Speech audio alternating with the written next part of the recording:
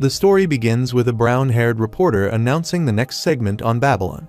He reports that the Black Dragon Guild has set out to raid the 40th floor of the tower and notes that they have boasted about showcasing their top guild skills this time.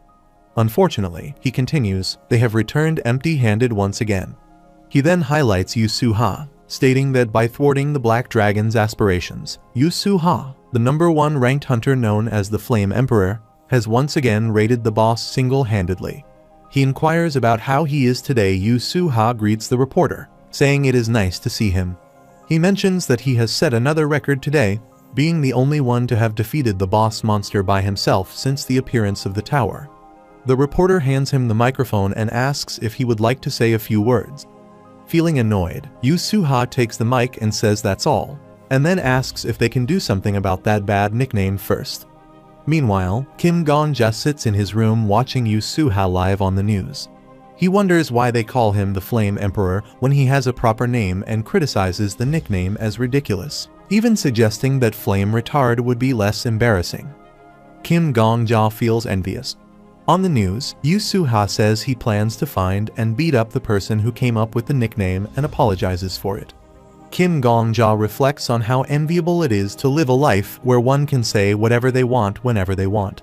He checks his phone to read the comments and sees one from a Catman, who remarks that Yu Su-ha is being watched by the entire world and asks if he could be less foul-mouthed.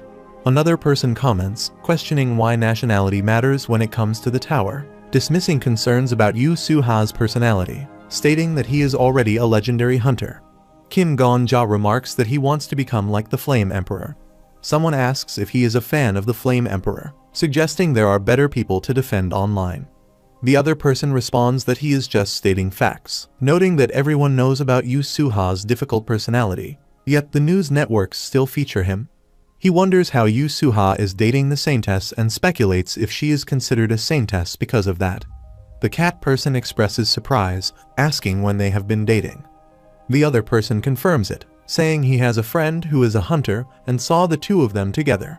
He reiterates his desire to become like the Flame Emperor. Another lady comments that she is friends with the Saintess, and she says the dating rumor is not true. Kim Gong-ja comments again that he wants to become like the Flame Emperor. The cat person asks who keeps commenting the same thing. Kim Gong-ja reiterates his desire to become like the Flame Emperor, explaining that he is so amazing that people pay attention to every word he says, and he is also rumored to be very rich. He is envious of that as well. He thinks that if the world were a novel, someone like Yu Su-ha would be the main character, while he is just an extra who can't even become a side character. On the news, Yu Su-ha says that to conclude, he would like to offer one last phrase to the viewers.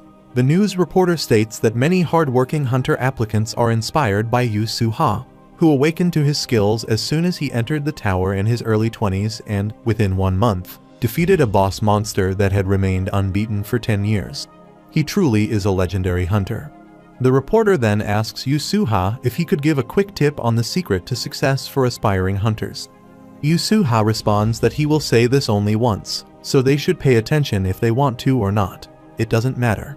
In the end, those who are destined to succeed will succeed, but even if they do succeed, they shouldn't start a conflict with him. Kim Gong-yeon is surprised to hear this. He decides to leave, saying he will die. A reporter asks him what he meant by that just now, then concludes the special report for their viewers. Kim Gong-ja closes his laptop and mutters that Yu Su-ha makes him furious. He wonders if being that successful gives him the right to look down on others. Glancing at a newspaper on the wall, he feels as though Yu Su-ha looked down on him, not just the reporter. If only he had the same talent as the Flame Emperor, then he wouldn't have to live in this tiny one-room apartment, or be looked down upon as a lowly F-rank hunter without a single skill. He expresses his desire to become like the Flame Emperor, feeling envious. He wishes to succeed with his own strength. He muses how nice it would be if he possessed the Flame Emperor's skills. He cries while holding the wall, then suddenly sees a light appear near the window. He thinks he has seen this thousands of times in videos. It could be a skill card. The skill card appears in front of him, and the status window indicates an unprecedented feeling of intense envy. The tower is astonished by his envy and grants him a skill. He remembers the videos he watched online where people showed their skill cards. The status window announces that the tower praises his achievement. Surprised, he remarks that this is different from the skill awakenings he has seen in videos. He thinks that he's not in a position to get caught up in its wording. This is the moment he has wished for ever since he came here. A golden card, a skill greater than S rank. He grabs the golden card, and the status window notifies him that the skill is called Creating Skill Card. He wants to become just like him, S+ rank. The effect is automatically activated when killed by an enemy. He can copy one of the skills of the enemy that killed him and make it his own. He cannot copy from an opponent he has already copied from, and the copied skill is chosen randomly. However, he will die. He repeats that he can copy one of the skills of the enemy that killed him and make it his own, but he will die. He wonders aloud, what the hell kind of skill is this? After a while, he reflects on how the tower suddenly appeared in their world. It could be seen on the horizon from anywhere in the world, and those with nothing to lose were the first to enter the tower and explore its interior. Each floor of the tower was inhabited by monsters from another world, and for the select few chosen by the tower, skills appeared. Those who heard the news gathered at the tower and began hunting the monsters. On the news, a man in a blue shirt recounts that he once saw the Flame Emperor fighting on the hunting grounds. He wielded a flaming spear and moved as if he were dancing, like Nataraja, embodying Shiva himself. Gongja rests his head on the table and asks Mr. Manager if they can watch something else. Mr. Manager asks why and remarks that it's just getting good. He then asks if Gongja doesn't like the Flame Emperor. The man on the news comments that despite achieving rank 1, the Flame Emperor remains unchanged. He finds it refreshing to see someone who doesn't put on a facade, believing that such a person is the hero humanity needs right now. Gongja responds, saying it's not about that. He questions why there are people whose lives are like that while his own life seems to be an unlucky mess. Mr. Manager thinks to himself what a drunk fool he is being. He explained that yesterday, he acquired an S+ rank skill, and asked what kind of terrible skills killed him when he used them. He admits that he didn't even report it to the hunter associations because he's too ashamed to admit that this piece of junk is his skill. Mr. Manager tells him to vomit outside. After a while, Gongja stands in the street while the status window notifies him that today's top-ranked hunters are the Flame Emperor in first place, the Black Dragon Witch in second, and Viper in third. He feels like his head is going to explode and hears some noise. Saintess Isabel stands with Yu Suha and asks him to please move aside. She questions why he is suddenly there.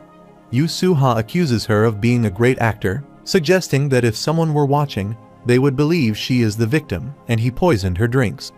He shows her a bottle and identifies it as basilisk stomach acid, the poison she intended to use on him. He throws it away and emphasizes that without his skills, the situation could have turned dangerous. She insists it's a misunderstanding, claiming that she only wanted to raid the tower together with him as a team. Yu Suha replies that he thought the same initially, but he was mistaken. She pleads, please, let's settle this by talking. Let's clear up this misunderstanding. Gongja is shocked to hear them secretly and wonders if they were not dating after all.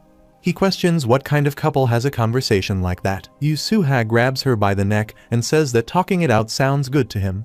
He adds that it would also be gentlemanly of him, but he will decide the rules of the conversation. Kim Gongja imagines a struggle between someone who wants to murder and someone who doesn't want to be murdered, and he nervously places his hand over his mouth. On the other side, Yu Suha declares that he will be the one asking questions, and she only needs to answer by nodding her head. He mentions his lie detection skill, warning her not to deceive him. If she is honest during their conversation, he might consider giving her the antidote. He asks if it was the Witch of the Black Dragon who ordered her to kill him. She reflects that despite achieving rank 1, he remains unchanged. She finds it refreshing to see someone who doesn't pretend and nods in agreement. He confirms that's what she thought. He believes this kind of person is the hero humanity needs right now. Using his powers, he kills her and bids her farewell. Kim Gongja is shocked to see and considers a hero this man, a murderous psychopath. He moves to escape from there and considers that he needs to flee now, but suddenly places his foot on a bottle, which catches Yu Suha's attention. Yu Suha sees him and remarks that he thought he had eliminated all the rats nearby, but there was one left. Kim Gongja considers those to be the eyes of a killer. Saintess was not his first time. How many people has he killed by now? A few dozen, a few hundred. He uses his flame skill's power to attack him. Gong Ya's foot twists, and he falls to the floor, considering his foot. He approaches him while Kim Gong-ja asks him to please spare him. He asks if he should not have run. Kim Gong-ja once again asks him to please spare him. He asks if he sees it. Kim Gong-ja says with a trembling voice that he did not see it. He saw nothing. He sits beside him and asks what he did not see. He says that, on top of calling him Flame Emperor, he just happened to be at the right place at the right time, and he did not see anything. He grabs him by the neck and says, "Damn, that's so convincing. If he were even a bit of a fool, he would have believed him." Kim Gong-ya says he won't tell anyone, please. He asks if he does not want to become like the Saintess and demands a proper answer, asking who sent him, and if he is another one from the Black Dragon. Kim Gong-ja thinks he's a devil. The world has gone crazy over someone like this. He mentions the lie detection skill, saying he heard he has it, and if he uses that, he would know that he is truly nothing. Yu Suha says that was just nonsense, though. He asks then, without any certainty, if he killed her just because she was a bit suspicious. Yu Suha asks how dare he say such hurtful things and who he looks like, and he releases his neck. He says the Saintess really did try to kill him. If he had not killed her first, he would have been poisoned by her tomorrow. Kim Gong-ja asks how he knows that. He says he just does. He has his ways, and since he is bringing up the lie detection, he guesses he really must be innocent. Kim Gong-ya thanks him for believing in him. He places his hand on his head, starts performing some magic, and says, however, he has already seen too much, so he needs him to die and says his name is Yu Suha. Farewell. He kills him. The scene shifts to a flashback where the director tells young Kim Gong-ja that since his name is Gong-ja, he needs to be someone as great as Confucius. He agrees. The scene shifts to the present. He thinks he does not want to die. The status window notifies him that he has died. He wonders why he had to die like that. No, why he had to live like that. The status window notifies that the condition for his skills has been fulfilled by his death. He thinks he could have lived a bit better. The status window notifies that it is randomly copying Hunter Yu Suha's skills and creating skill cards. He thinks he has the right to live a better life. The status window says to select a skill card. He sees cards and thinks if he were given just one more chance while grabbing the golden card. The status window notifies that the selection is complete, copying skill. After a while, he opens his eyes and hears the news reporting live on Babylon News. The Black Dragon Guild has set out to raid the 40th floor of the tower. Despite boasting of showcasing the skills of a top guild this time, unfortunately, they returned empty-handed once more. He finds himself lying in bed, sits up abruptly, and exclaims, "What is happening?" The news continues, stating that the Flame Emperor raided the boss by himself again. He asks what is going on. He asks when he will return home. He looks at the cat person and others' comments on the phone. He watches the news where Yu Suha asks why they are calling him such a dumb nickname when he has a proper name. He is shocked and asks why everyone is saying the same things as yesterday while he remembers being killed by Yu Suha just a moment ago. He calls for a skill card to be opened. He sees two cards and says one is the most trash skill of the century. He looks at the other card and thinks, no way. This is the Flame Emperor's skill he copied when he died. The status window indicates that the returner's winding clock, rank X, activates automatically upon death. He returns 24 hours back in time from the moment of his death. His memories and experience points are preserved during the return. However, there is a greater penalty the higher his rank, a skill copied from Yu Suha. He states that he automatically returns to the day before his death, retaining his memories and experience points, the secret to becoming a legendary hunter. He believes that's why he killed the Saintess and recalls Yu Suha saying he just does it. He has his ways. He thinks it's because he was actually poisoned by the Saintess the next day, even though he was innocent. Meanwhile, in the news, the reporter asks them to conclude with a final phrase for the viewers. Yu Suha responds, "In the end, those who are destined to succeed will succeed, but even if he succeeds, don't provoke him, or he'll regret it." Kim Gong-ja becomes angry upon hearing the mention of death and retorts, "Let's see who's going to die this time." Shortly afterwards, he hears screams of fire and sees a building ablaze through his window. He asks what they should do and quickly exits his apartment. A man urges others to stop standing around and join in extinguishing the fire. Another agrees. Kim Gong-ja reflects that the place where he lives is different from the outside world, a city constructed by people who entered the tower to become hunters. Later, he runs and sees a building nearby. He thinks it's on the first floor of the tower and checks his phone to see the time. He believes it's close to the time when he was getting drunk.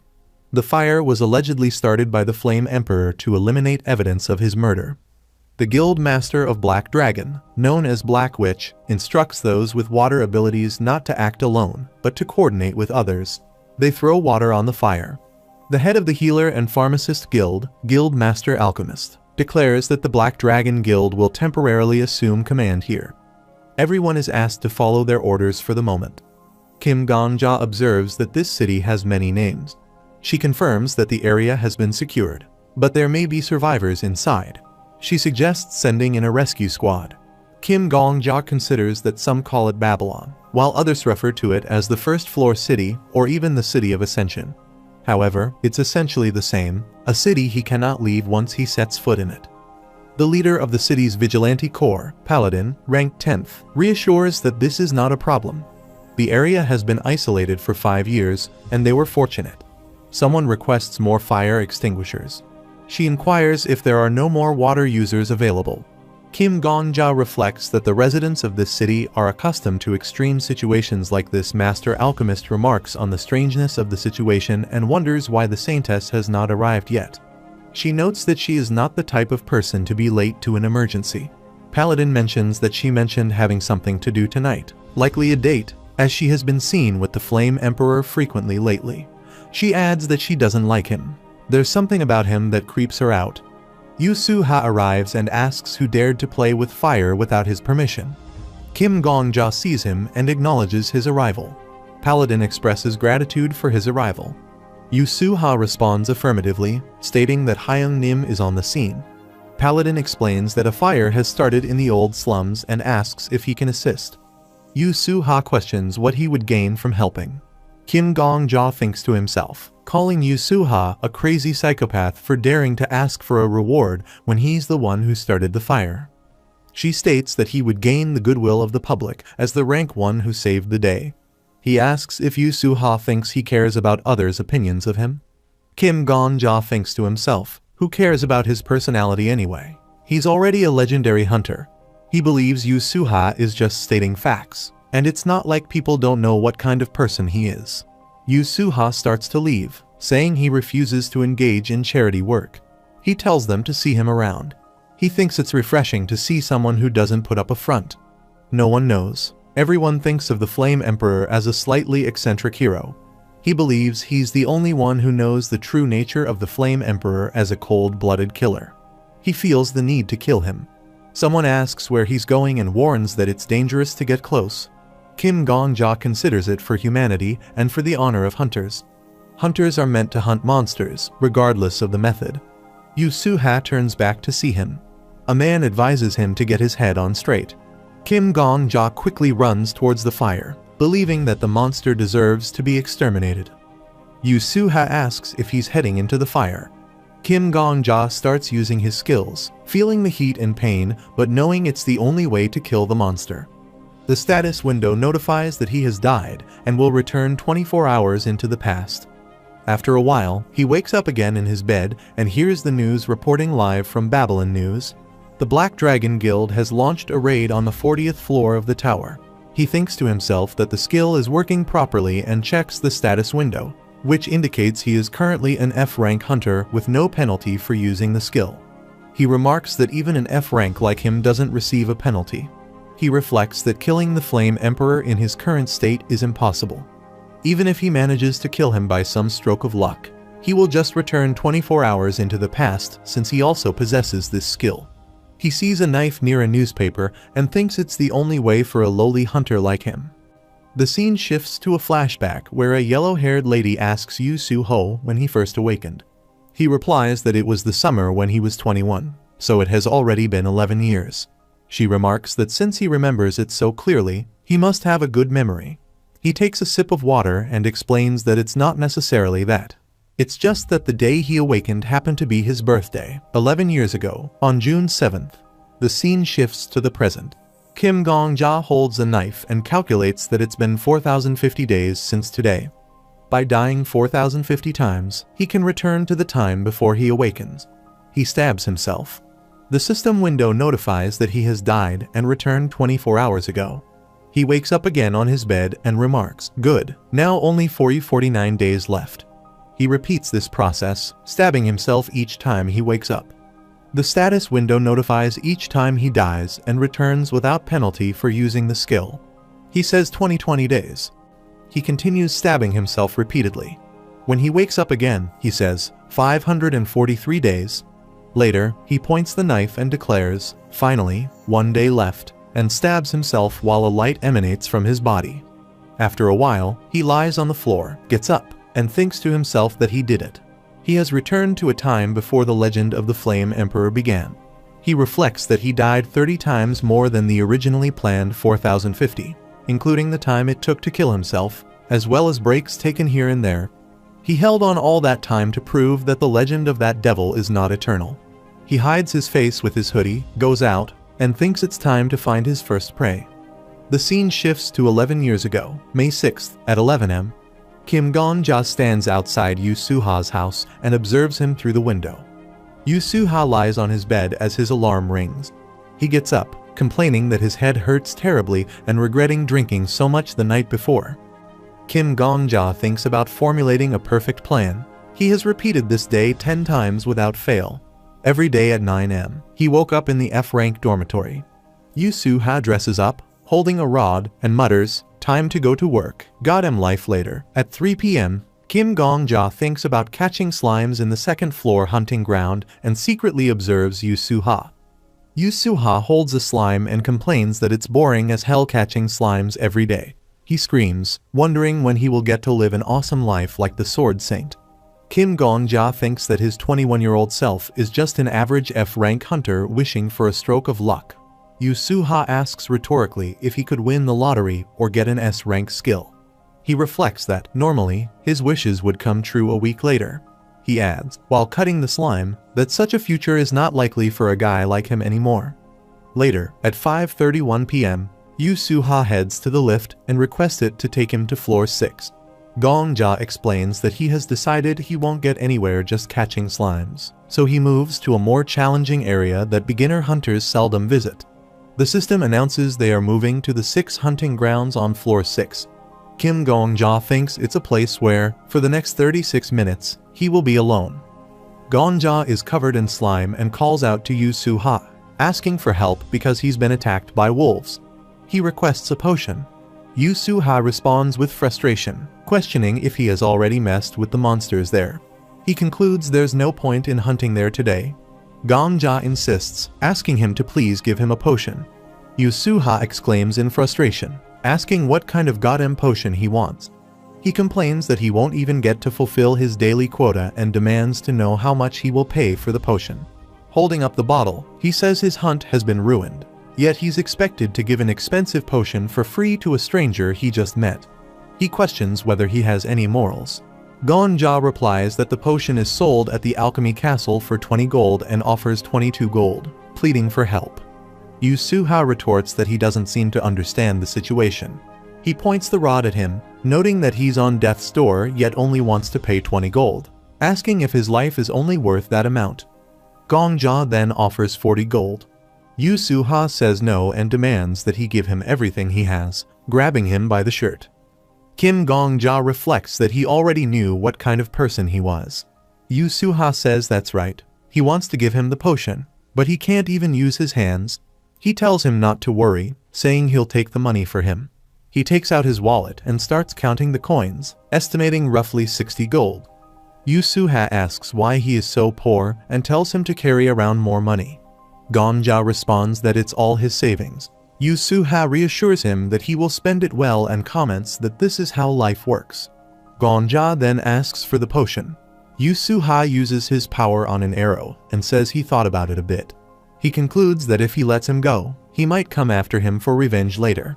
Yu Soo-ha insists he needs to live without worries since he has seen his face. Yu Soo-ha asks why Kim Gong-ja doesn't just go ahead and die, then moves to attack him. Kim Gong-ja punches him and thinks that he will live without worries. He then takes out a knife, attacks Yu Su-ha, and says to prevent the 1 in a million chance that he awakens due to his life being threatened, he will make sure to properly send him off. He kills Yu Su-ha and reflects that while killing him is one thing, something strange bothered him, why he told him his name at that moment. Gong-ja recalls a memory of him saying, "His name is Yu Su-ha. Farewell."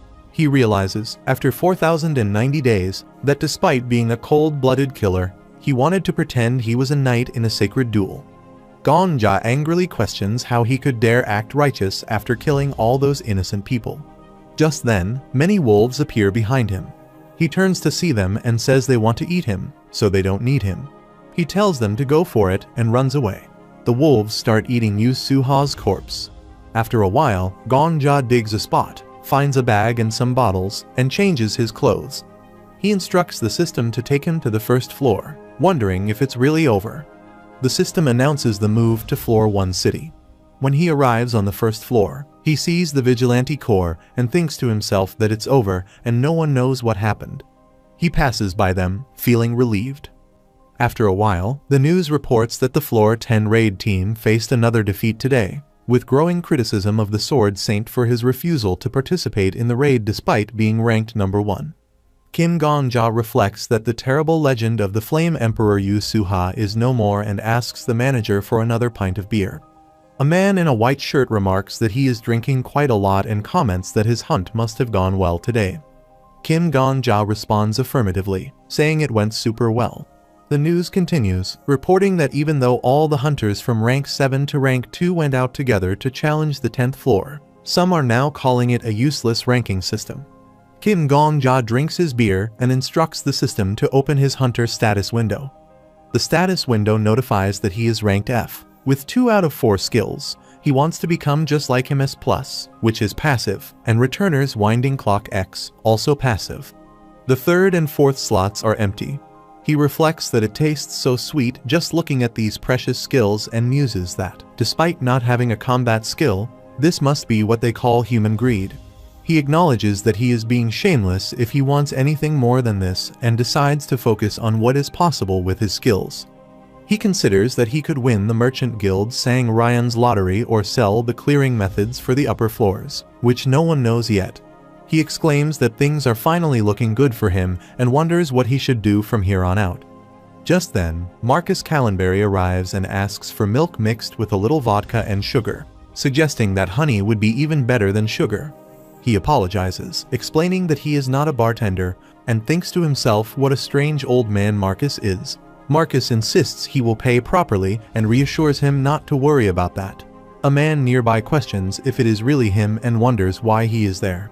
The news reports that, during these times, there is a lot of public opinion suggesting that for the morale of the hunters, cooperation is necessary. They question the whereabouts and actions of the Sword Saint. Kim Gong-ja is surprised to see Marcus Callenberry.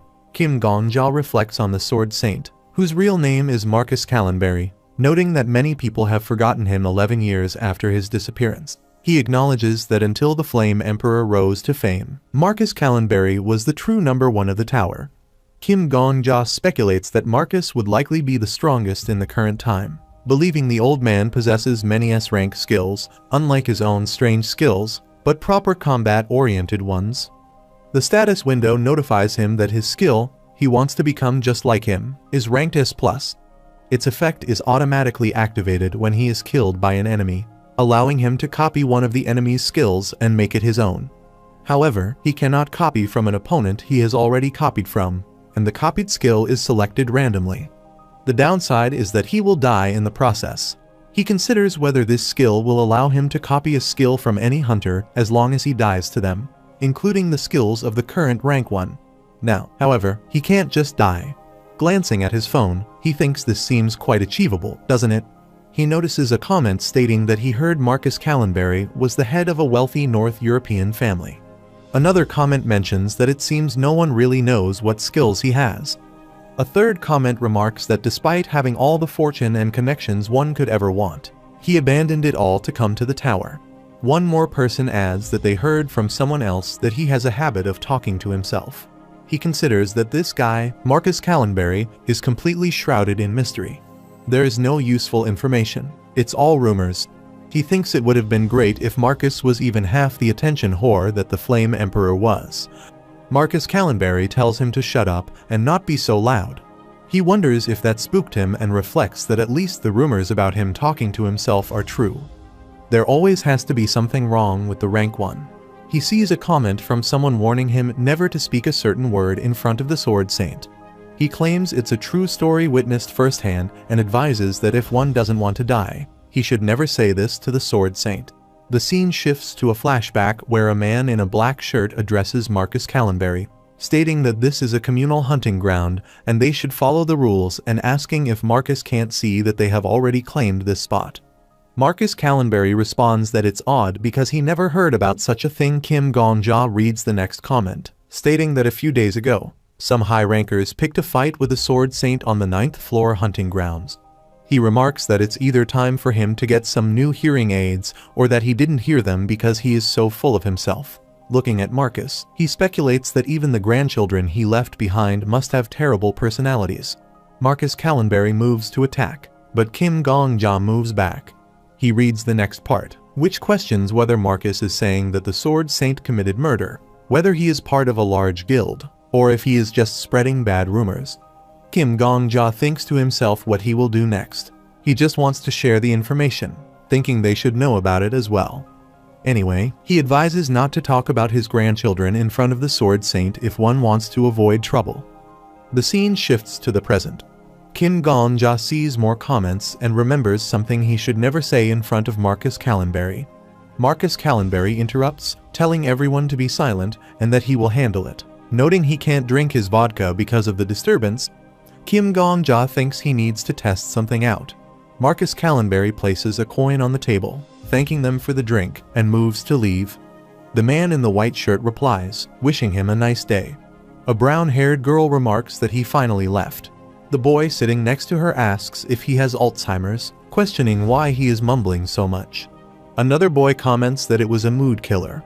Kim Gong-ja addresses the owner, thanking him for the drink and placing a coin on the table.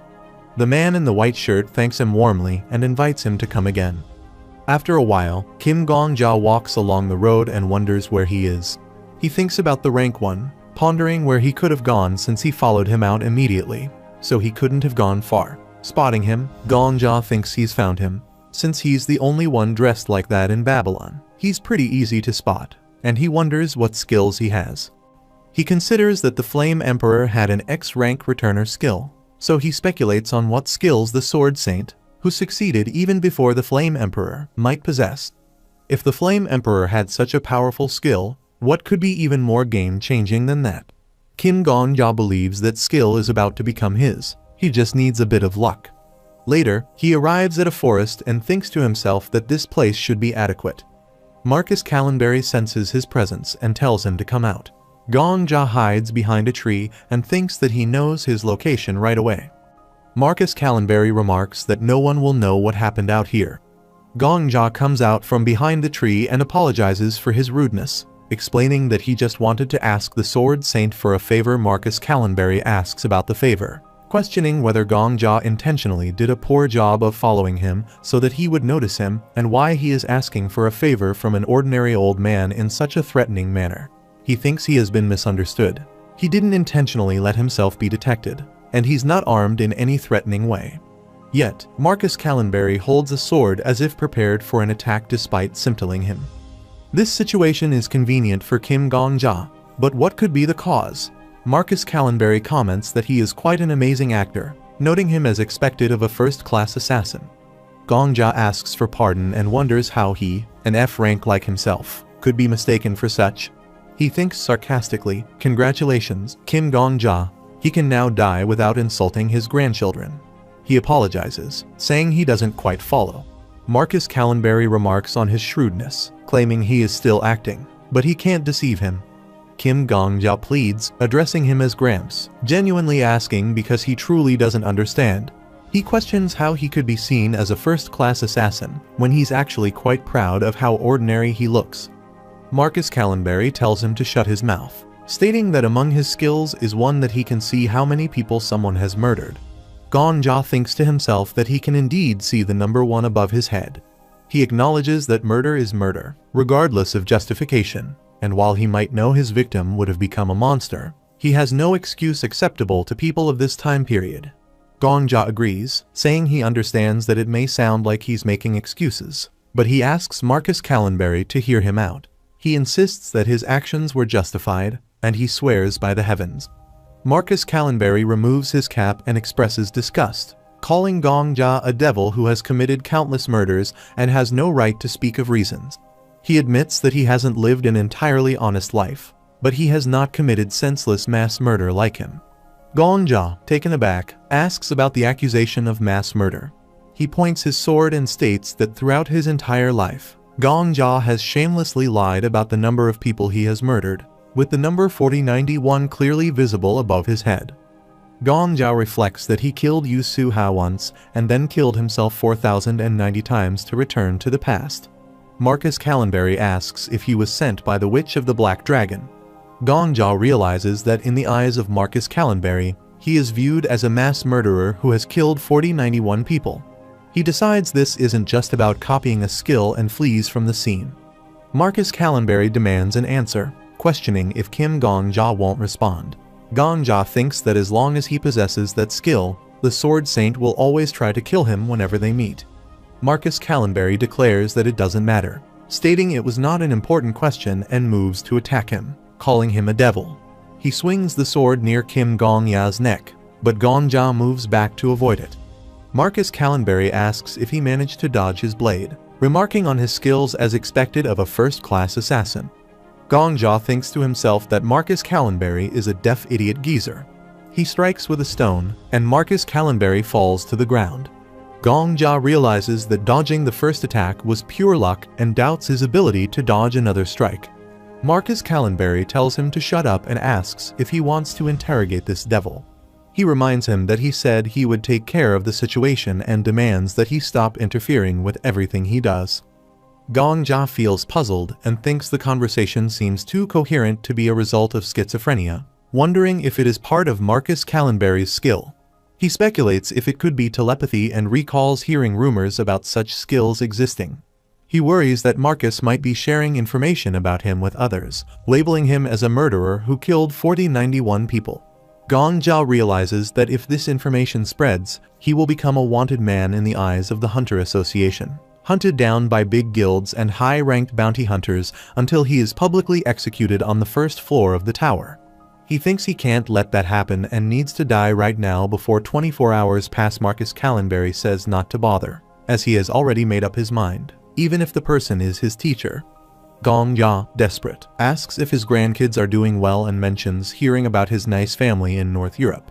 He knows how things are with those kinds of families and that the outside world is dangerous. He suggests that if people find out their grandpa is the Sword Saint, it could have severe consequences. Marcus Callenberry, unfazed, attacks Gong-ja and decapitates him.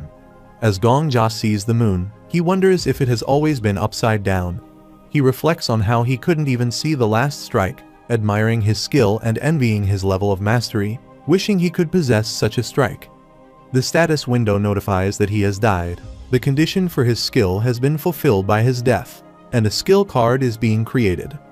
He reaches the conscious world and thinks that, finally, he will have the skills of 2 different rank 1 hunters. He says, "Alright, where's that golden card?" and sees many cards, saying he will just pick one like he did with the Flame Emperor. He asks why there isn't a golden card and wonders if this means, unlike the Flame Emperor, the legend of the Sword Saint Marcus Callenberry was achieved without a single S-rank skill. He kneels down, thinking no way, there has to be something overpowered in one of these silver cards. He sees 3 bronze cards and 4 silver cards. He thinks, ignoring the worthless ones, his chances are 1 out of 4. That kill count skill is probably among these, too, but he doesn't want that. He wants a cheat skill. He pleads, comes on, says he will never ask for anything ever again and grabs a card. He says this must be the skill behind the Sword Saint's success. The status window notifies that the selection is complete and the skill is being copied. He will return 24 hours back to the past. Later, he wakes up in his bed and says to open the Hunter status window. He wonders if he actually got the Sword Saint's main skill. The status window notifies that he has acquired Sword Thrown A+, passive. He says at least it's an A+ and notes that it doesn't seem like that kill count skill, but it is another passive.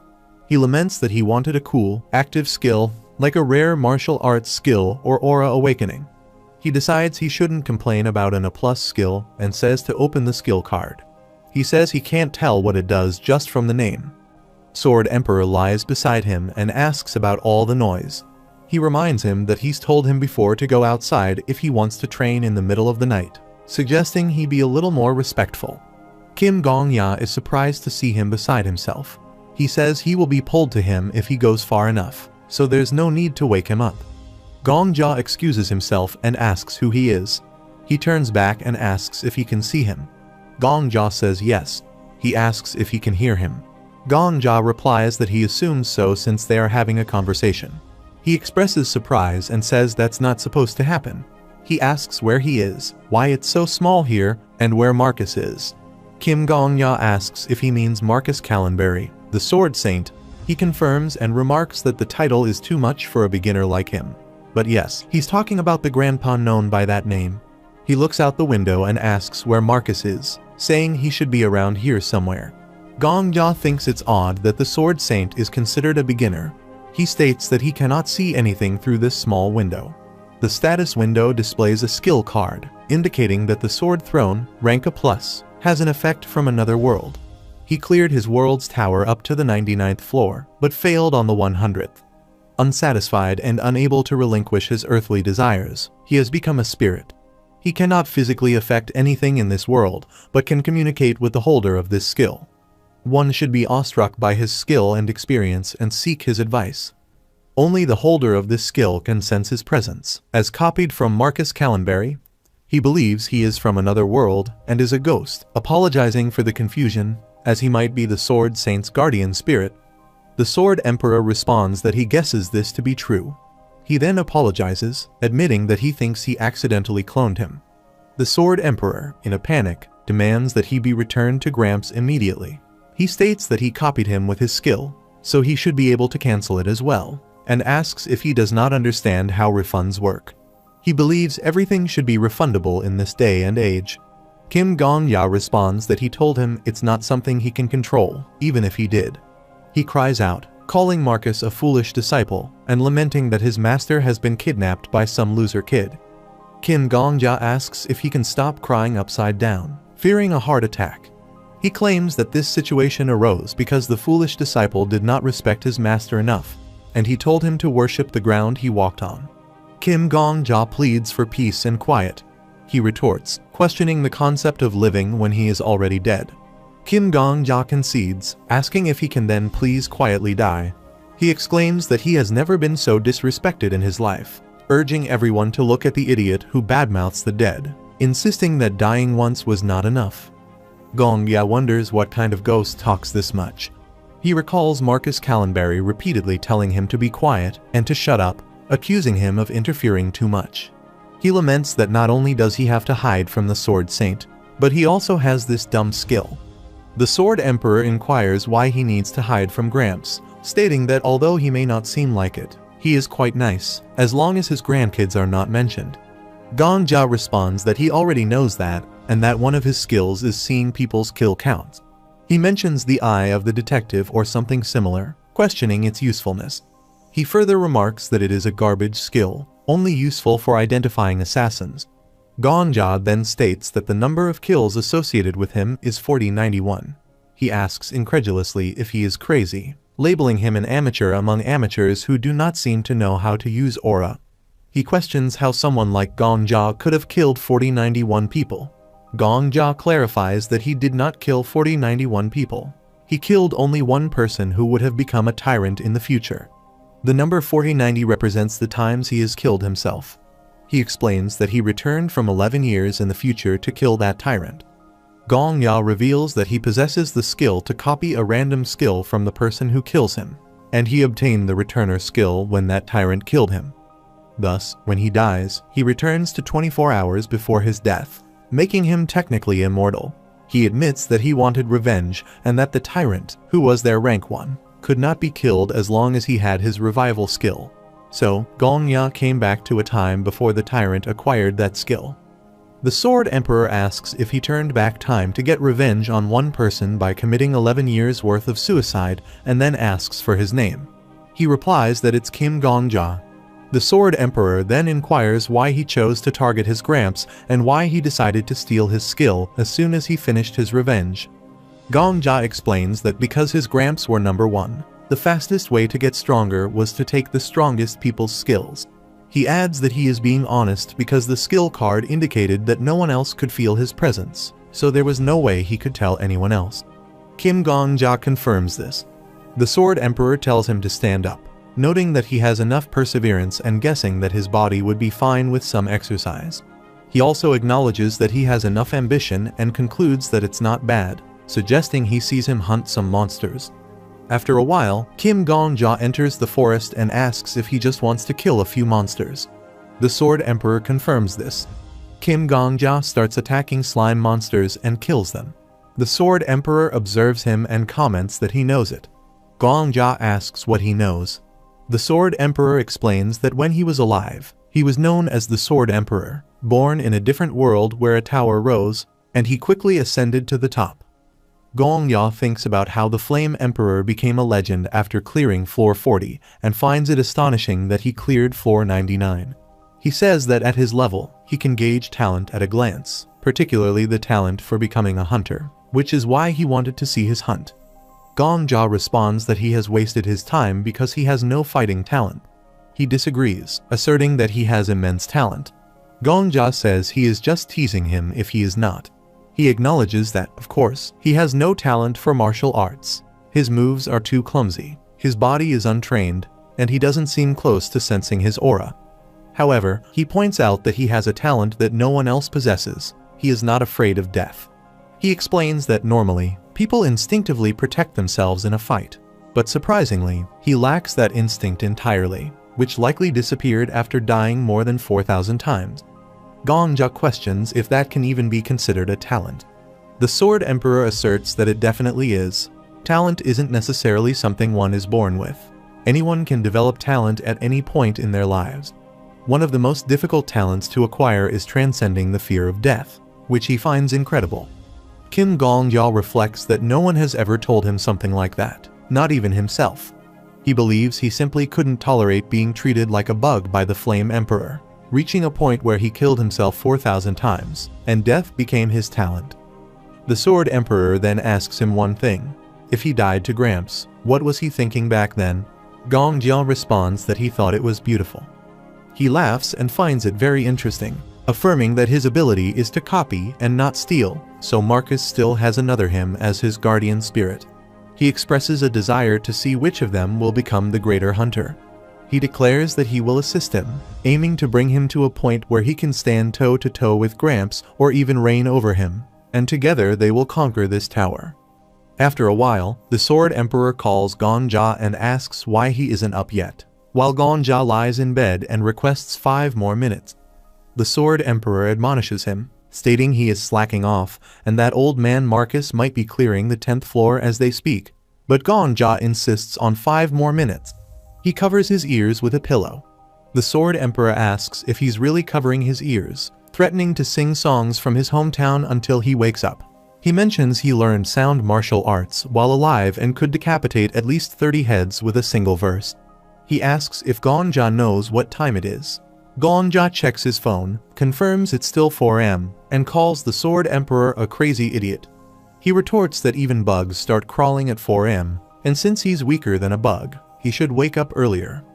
Kim Gong-ya remarks that the Sword Emperor is only saying that because he's bored from being unable to sleep.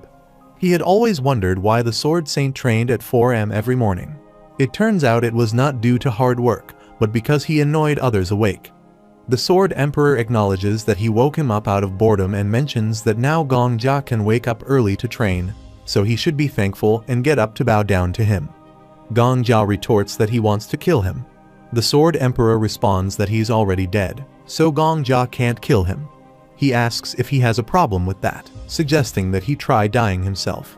He adds that Kim Gong-ja can't die even if he wants to. He's a zombie now, and from today on, his name is Zombie Kim. Gongja curses in frustration. After a while, Gongja runs on the road while the Sword Emperor follows him and reminds him again that other than his perseverance, he doesn't have any talent. He expresses a preference to start teaching from the basics, but acknowledges he's not yet at a level where that's possible. He's somehow a tier below being able to learn the basics. Reflecting, he notes it's already been 4 days since he copied the sword thrown skill from the Sword Saint. Since then, he's killed Yu Suha once more and avoided the Sword Saint as much as possible. The Sword Emperor comments that in terms of potential, he is like a bottomless black hole, which he finds cool and enviable. Gongja tells him not to distract him while running and thinks he's currently following the training routine made by the Guardian Spirit. He explains that's why he insists he needs special guidance, and to receive it, he needs to pay a high tuition fee. He suggests they go win the lottery. Later, he thinks about a guild called Sang Ryan, officially named the Merchants Union. The guild master is the rank 3 hunter, Countess, who is the only one possessing a skill that allows trading with the outside world. Because of this cheating skill, Sang Ryan monopolizes the tower's economy and becomes the sole seller of lottery tickets in Babylon. A person wearing a cat cap thanks him for visiting Sang Ryan and asks how they can assist him. Gongja shows him the ticket and explains he's here to collect his lottery winnings. He informs him that he's won their Sang Ryan Happiness Lottery, offering congratulations. Gongja laughs and modestly says it's nothing. The Sword Emperor says he has always been curious and asks if Gongja knows why they always wear cat ears. Kim Gongja replies that he heard their guild master is a cat lady. He explains that she likes cats so much that she makes ordinary people wear cat ears, and he can guarantee she's a pervert. The person wearing the cat cap asks if Gongja has double-checked the date, noting that tickets purchased more than 2 years ago cannot be redeemed. Kim Gongja thinks this was the first thing he did after acquiring the Guardian Spirit. The Sword Spirit had said he needed some starting capital, so he had to win the lottery at least once. He assures them it's fine, as he bought the ticket last week. He checks it and confirms it's right, then asks if they need to check his identification. He is surprised to see the Sang Ryan Happiness Lottery first place prize of 53,000 G. Gongja asks about the first place prize. The Sword Emperor comments that making money seems pretty easy. The person in the cat cap confirms his number and asks for a moment. He says he will call the manager right away. Gongja replies affirmatively, telling him to take his time. The Sword Emperor asks what would happen if he gets robbed in an alleyway or something. He whispers that before he returns to this time, Yu Suha has also used this skill to win some lotteries, and there is something he learned from that. This is not something that can be hidden no matter how hard he tries. He thinks that if it's going to be revealed one way or another, it's safer to be open about it. If a winner is attacked, the Sang Ryan Guild would suffer the most damage. Later, Arthur Taylor arrives and thanks him for waiting. He introduces himself as the manager and also goes by the alias Safekeeper. Kim Gongja responds that Gongja is a fitting nickname for this guild and considers that if Arthur has an alias, he must be a ranker ranked at least in the top 300. Arthur Taylor laughs and acknowledges that he hears that often, inviting Kim Gongja to accompany him to the upper floors. Kim Gongja reflects that normally, an F-class like him would never get a chance to associate with a ranker. But today, it is different because he is a customer worth 50,000 G. The Sword Emperor admits he feels easily impressed because he has never received such treatment before. He was even touched when he was complimented on his talent last night. Gongja asks telepathically if he can't just be quiet for 1 second. The Sword Emperor responds that he shouldn't be such a pushover and should take after him, believing that everyone in the world exists for him to step on. Gongja thinks that if all people with the Emperor in their names are psychopaths, they are people he never wants to emulate. Arthur Taylor turns back and asks if there is something wrong. Gongja assures him it's nothing, just that he was spacing out for a second. Arthur Taylor expresses relief, noting Kim Gongja had a concerned expression, wondering if someone had treated him rudely before arriving. Gongja wonders if Arthur is an angel. The Sword Emperor comments on how easy it is. Arthur Taylor then leads him to a room, indicating it's the VIP room and showcasing the prize he won, 53,000 gold. Kim Gongja is surprised to see it and remarks that this amount of gold equates to over $5 million where he comes from. With this money, he could probably live comfortably for the rest of his life. If success were his goal, he would have already achieved it. Arthur Taylor offers him the choice to take all the money or leave it in the Sang Ryan Guild safe. Ganja thinks that he has decided to reign over this tower as a hunter, so money is just a small step, and he has already experienced far more valuable things before. He decides to keep the money safe in the Sang Ryan. Arthur Taylor acknowledges it's a wise decision, personally recommending that all winners do the same. He understands their desire to take the money with them but warns about the presence of bad people. Gesturing, he expresses interest in purchasing Sang Ryan's honorary guild member title, stating it costs 10,000 gold to become a second-class honorary member, which he will pay upfront. Arthur Taylor asks if Ganja doesn't yet have a guild membership. Ganja confirms he does not. The Sword Emperor comments that Kim Ganja is smarter than he thought, noting that a guild isn't just a simple friend group for hunters. The main reason hunters join a guild is for protection, showing his cleverness. Ganja reflects that while there are guards and the Hunter Association, the city is too wild to rely solely on them. He can tell from recent encounters with the Flame Emperor and the Sword Saint, especially how the Flame Emperor was never bound to a guild and took pride in his freedom. He reflects that he has won the lottery twice, but he probably never paid a protection fee to anyone. Someone of his rank rejecting all the guilds was bound to irritate some of them. That's why he almost got poisoned. He decides there's no need to worsen his relationship with the big guilds just yet. He won't be foolish like the Flame Emperor. He adds one more thing. Arthur Taylor agrees, saying anything is fine. He explains that he currently lives in a cheap one-bedroom apartment, offers to cover the rent, and asks if Arthur can arrange a nicer place for him to stay. Additionally, if any news outlet asks who the first-place winner was, he requests that they be informed it was an anonymous honorary member of the Sang Ryan Guild. Arthur Taylor assures him he is very prepared. The Sword Emperor remarks to look at his face, as he probably thought he was a pushover. Ganja remarks that it's a big world out there and one should do at least a little preparation, questioning who was the one calling him a pushover again. The Sword Emperor asks if he said that and claims he doesn't remember. Arthur Taylor agrees, bowing in front of him. He places a hand on Ganja's shoulder and comments that he seems to be managing quite well on his own. He thinks he might need to change his diaper, too. Kim Ganja retorts that Arthur would hate him less if he didn't speak. The Sword Emperor observes that he looks pretty happy, too. Ganja confirms this, stating that it's only just the beginning. After experiencing 4,000 deaths and returning 4,000 days into the past, a power he couldn't fully appreciate while focused on revenge, it's now time to enjoy it. After a while, the Sword Emperor mentions that he previously emphasized the importance of tuition in his lesson, and now Ganja has enough to pay for it. He asks what Ganja thinks the next step should be. Ganja suggests finding a competent teacher. The Sword Emperor responds that he's already in front of him. Ganja thinks shamelessly. The Sword Emperor elaborates that it's textbooks, scrolls to teach martial arts skills, or potions to boost physical abilities. But at Ganja's current level, he won't benefit much from reading scrolls, so the best option would be extremely potent potions. Kim Ganja asks about the specifics of the potions required. He says he thinks it is called the Alchemy Castle because it is filled with healers and alchemists. He needs something made by the best person there and knows a store he can go to. Ganja asks if those items are not extremely expensive. He replies that they are, indeed, and he wants to know the price, whispering it in his ear. Ganja is shocked and says he could get only 4 bottles with his entire fortune. He responds that he could probably get 5 if he gets a bundle deal. If someone needs to be blamed, it should be his lack of talent. He then tells him to shut up and follow him. Ganja asks him to slow down. Suddenly, he passes between them and asks why he stopped so abruptly. The Sword Emperor tells him to hide, mentioning that he forgot to inform him earlier that this is Gramps' go-to potion store.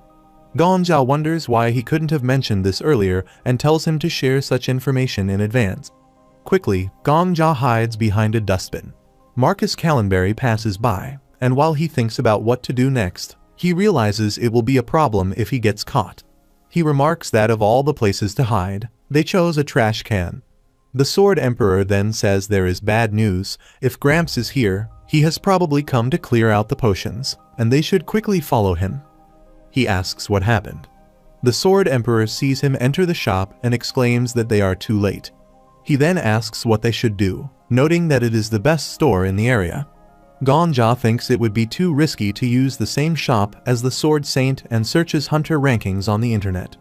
He remarks that they are not in the top 20, not in the top 100, and not even in the top 300. They are not there. The Sword Emperor asks what is not there, his luck. Ganja replies, no, quite the opposite. In fact, he does not think they need to spend as much money as he initially thought. The Sword Emperor asks for clarification. Ganja says they can probably get those potions pretty cheaply because he knows a good source. After a while, he walks down a bad street, while the Sword Emperor remarks that he is going deeper into the slums and asks if a decent alchemist lives in a place like this. Kim Ganja responds that they are not just decent, but a once-in-a-generation genius. The Sword Emperor tells him to stop exaggerating and questions why a genius would be in such a place. Kim Ganja replies that he doesn't need to believe him. People observe them. He thinks they are trying to determine if he is worth robbing, but gives up because they see him talking to himself and think he is crazy. He wonders what they would say if they knew how much money he has in his pocket. The Sword Emperor comments that he does seem to know how to get there. Just then, the Master Alchemist pleads with them not to take her equipment. A man in a blue shirt retorts, asking if she knows how many times she has already made that request. Ganja observes the scene and thinks that they have indeed come to the right place. He says she is behind on half a year's worth of payments and must pay her dues. She protests that if her equipment is taken, she won't be able to make a living. He coldly responds that he does not care and believes she will never earn enough to pay it back, ordering his men to seize everything they see. She begs for one more week, then desperately reduces her plea to just 5 days. He reminds her that the last time she asked for a week, it became a month, and now that month has extended to half a year. She insists there are still potions she has not finished and grabs the cart to stop him. The man in the green shirt, holding the cart, complains about being assigned to deal with a crazy alchemist. He pushes her back and suggests that she find a different career. A bystander comments that he knew the store was going to go bankrupt soon. Another person remarks that the prices were exorbitant, asking what kind of strength potion costs 40 gold. Someone else adds that young people are not cut out for business these days. She defends herself, stating that her prices are not overpriced, and she barely makes a profit from them. She insists that they won't find potions of this quality and price anywhere else in Babylon, and that they should be grateful her store is in a slum like this. A man in a pink shirt mocks her for being delusional, and another person suggests they leave, saying she thinks too highly of herself. The Master Alchemist implores them to wait and asks if they want to buy a bottle of her special strength potion while they are there. One person responds that he already told her they are not buying anything. The Sword Emperor points to her and tells Kim Ganja that she is not the once-in-a-generation genius he was talking about. Kim Ganja asks, "What if she is?" He responds, asking if he is blind. The Master Alchemist kneels down and starts crying. Kim Ganja sits beside her and says, "Excuse him if she is still open." He thinks that this person is obviously neither a mad alchemist nor a loser. He tells her that if she is still open, he would like to place an order for something expensive. He reflects that the Master Alchemist is someone who reaches rank 5 in the future and becomes the leader of the alchemy castle. She eagerly responds that yes, of course, she can make anything he needs and asks how expensive they are talking. He says he is not sure, maybe around 20k. She is shocked and asks how much. He thinks about the possibility of forming a connection with one of the high rankers before they even enter the ranks, comparing it to having a 24-karat golden goose. He asks her what she is doing if she is not going to take his order and thinks that he will become her #1 customer. She moves toward the shop and says it's a bit shabby, but invites him to come in. He follows her, commenting that it really is quite shabby. The Sword Emperor notes that the place definitely does not seem sanitary and asks if he truly wants potions made by her. She asks if he is really going to commission her for 20k gold. Kim Ganja asks if she really does not believe him and offers to pay up front. She says, "Pardon, he does not have to do that, but actually, if possible, payment up front would be fine." He thinks she is so broke that she can't display basic manners. He tells her to take as much money as she needs from his safe, mentioning that he will let Sang Ryan know ahead of time. She asks if he means as much as she needs. He confirms but requests that she try to keep the budget within 20k gold, as his funds are not unlimited. She then asks what potions he wants to commission and clarifies that if he wants her to manufacture illegal drugs, she must decline, stating that, on principle, that is the one thing she will not make. He thinks that even though her store has just gone out of business, she has the guts to refuse tens of thousands of gold. She may seem like a mess, but she definitely is fit to become the master alchemist. He assures her she doesn't have to worry, swearing it's not drugs. She expresses relief and asks what kind of potion exactly he wants to commission. The Sword Emperor interjects, stating that she doesn't seem very skilled, but he will give him the recipe. She should listen closely. Gongja interrupts him and tells her he will explain this only once: the liver of a rabbit pig, the eyes of a balloon cat, the skin of a giant desert worm, and the tail of a dirt lizard, making a total of 23 ingredients if that is correct. The Sword Emperor confirms that those are indeed the ingredients and explains that how it's produced depends on the pharmacist's skill. Gongja acknowledges that this is correct. She explained that all these ingredients combined to produce an effect that increased his reaction speed. It's an extremely high-level recipe. He creates it by mixing all the ingredients at once instead of refining them one at a time. The Sword Emperor confirms that's indeed right. Gongja agrees, saying that's correct. She continues, saying that normally, the skin of a giant desert worm contains a small amount of poison. One way to neutralize this poison is by consuming the liver of a rabbit pig. However, depending on how it's consumed, the effects can vary significantly if it is refined. He thinks to himself that experts like these do exist. She adds that there are other side effects to consider. Forcibly increasing his metabolism is fundamentally risky. He asks how soon she can prepare this potion. She responds that she can do it in 4 days as long as there is enough money. Normally, she could do it even sooner, but she needs to repurchase her equipment. Kim Gongja recalls a time when a man in a white shirt announced that those with a prescription from the master alchemist should come in. Another person asks why he is standing in front of him, as he has been waiting for a year now. Someone else chimes in, saying they have been waiting for a year and a half. Kim Gongja reflects that 4 days seem like nothing compared to their wait. After a while, the Sword Emperor walks on the road with Kim Gongja and reiterates that he still does not approve of her. Gongja asks if he knows how many people talk about a good game but has garbage skills, noting that such people often end up selling snake oil and wasting money. He asks where he learned that recipe. The Sword Emperor responds that it's a recipe he devised himself, the greatest potion he invented after experimenting with various poisons. Gongja mentioned that she complimented it as a high-level recipe and was able to recognize its value immediately. He urges him to trust her, suggesting that even though she may appear unreliable now, she becomes the head honcho of the alchemy castle 10 years later. The Sword Emperor remains skeptical, saying to mark his words, as he bets she is going to just take his money and run. The scene shifts to 4 days later. The master alchemist arrives at Gongya's residence, provided by Sang Ryan, carrying some boxes. She apologized, explaining that she wanted to deliver it sooner, but experimenting with various combinations took longer than expected. Gongja asks if she didn't originally say it would take 4 days, but reassures her that it's okay. She hands him the boxes, informing him that there are 3 boxes, each containing 30 potions. He calculates that it should be about 30 days worth and reflects that this option was 15 times more cost-efficient than the store suggested by the guardian spirit. This is how he is supposed to spend money.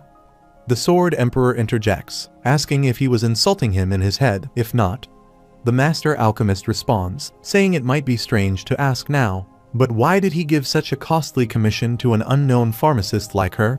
She adds that while she is confident in her skills, just by looking at the provided recipe, she believes there are only about 2 people in Babylon who could make it. Despite this, people treat her like a total nutcase. He thinks the reason is because the pharmacist standing in front of him is a once-in-a-generation genius, but wonders if that's the only reason. He recalls memories of when the master alchemist said the area had to be secured, but there might be survivors inside, suggesting sending in a rescue squad. Paladin remarked that she had something to do that night, possibly a date, noting she had seen her with the Flame Emperor frequently lately. She also mentioned she didn't like him, and that something about him crept her out. He reflects on how she was the first to arrive at the scene when the city was on fire. not fooled by the Flame Emperor, showing skill, kindness, and a good judgment of character.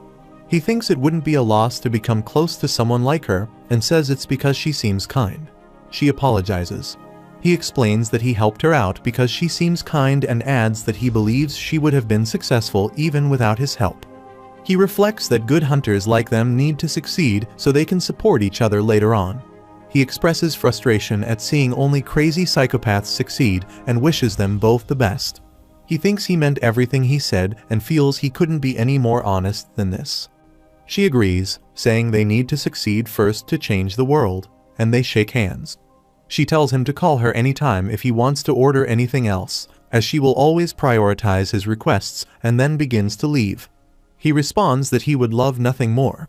The Sword Emperor teases him, asking what he means by good hunters like them.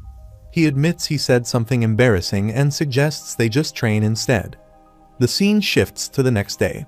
Gonja stands in the forest, preparing for teleportation while the system announces they are moving to the hunting grounds on floor 3. He spots goblins and remarks that they seem a bit too much for him to handle. He asks what he should do next. The Sword Emperor advises him to first drink the potion.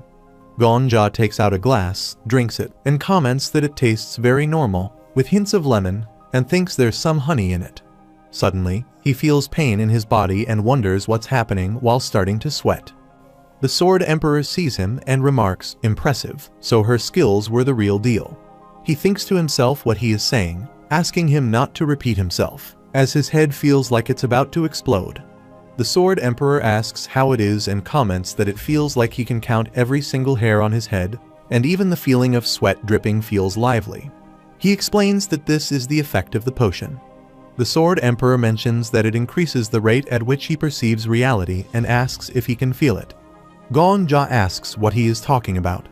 The Sword Emperor explains that it's the thing squirming around in his heart, that's aura. It exists inside every hunter who enters the tower, but most live their days without being able to perceive it. How freely he can control this aura will be the deciding factor. Gonja responds that normally, he would feel the flow by meditating in this state, but that would take too long. If he lacks talent, he needs to at least work hard. He sees a goblin behind him and tells him to run if he doesn't want to get attacked. He tells him that if he doesn't want to get attacked, he should release his aura. Someone like him needs to train by experiencing it firsthand. Gonja curses, calling him a damn ghost. The Sword Emperor says he can't understand him because he's a loser who can't even use aura and asks if it's painful. If he doesn't like it, he should just kill himself. He then remarks that if he did, the kill counter would increase again, and he bet Gramps would become really nice to him then. As a goblin moves to attack him, Gonja sees it in slow motion and thinks, so this is the effect of the potion. The Sword Emperor says that even though he can see the attack, why won't his body respond properly? He can dodge it, so don't give up. Gonja responds that orcs are low-level mobs with simple attack patterns. It's easy once he figures out their attacks. Now, he needs to gather aura in his legs. He runs forward and thinks that it's easier said than done. He can dodge it if he moves just a single step.